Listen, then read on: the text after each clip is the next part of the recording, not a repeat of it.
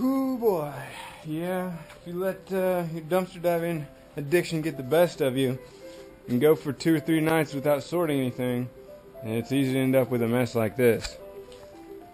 What do I do when I get to this point and I'm freaking out because you can't get the car in the garage, you can't even walk from one side of the garage to the other? Well, just have to sit down, take a day, and really go through and sort everything. Now, what was the primary reason for this buildup happening? Well, we have this shelf here that we store everything for human consumption on. We have these baskets. We fill these up with different, like this basket is mostly, fruit and nut bars, health bars, things like that. There's a basket full of crackers and corn nuts, trail mixes, things like that. That's a basket full of other miscellaneous things, and then in this basket I keep all the mixes. We got cornbread mix and muffin mix and instant mashed potatoes, which I've been consuming a lot of. But I had too many of these crappy snacks building up. What you got here is moon pies, Chips Ahoy, these little elf fudge cookies and cereal bars and whatnot. And I was saving most of them because I do have a sweet tooth, and a lot of people in my family do. But I've come to the conclusion that when space is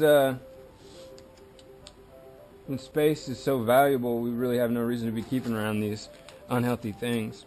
So what I'm doing now is going through and opening up all these packages and dumping them into this bucket, crunching them up to where they're more like pig-sized bites.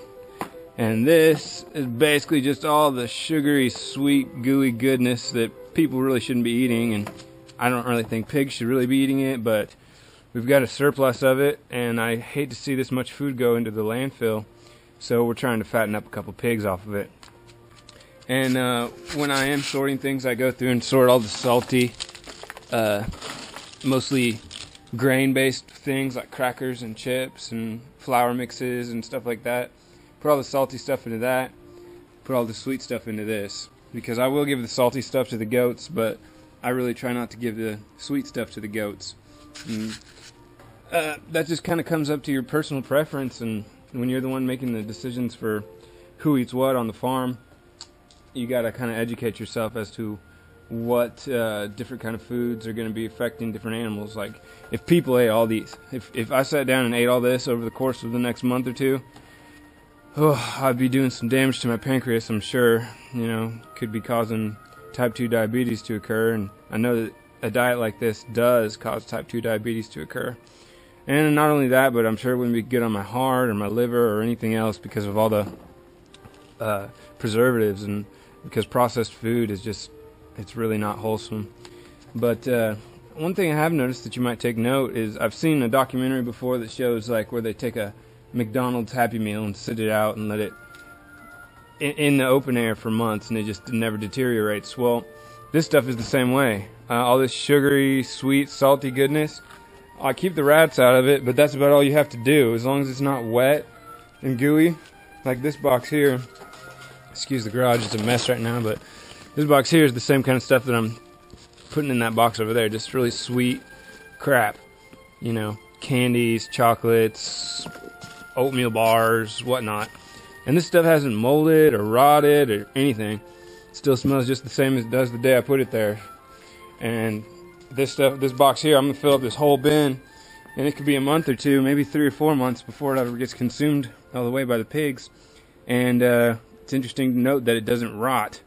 So I think that says something as to how healthy this stuff is to be consuming. And if your bodies rely on bacteria to help you digest this kind of food, and bacteria can't touch this stuff, well, I think that says a lot to its overall health. So I'm going to go through here, open these up, and crunch them up into here, and then maybe we'll clear up some room on the shelves for storing actual human consumption food. Okay, and it may be helpful to note that with all this crunchy, gooey, sugary stuff, there was a lot of moon pies, there was a lot of Nutri-Grain bars, there was a lot of cream-filled and fruit-filled snacks, and in order to keep all that from becoming too moist and starting to rot, I I pour in a couple, 3 bags of flour mix, or bread mix, or something that's basically all flour, and that'll be useful as a desiccant. And so then I mix it all in, and that'll tend to absorb the extra moisture that's in this mix and keep it stabilized and to where it doesn't start molding.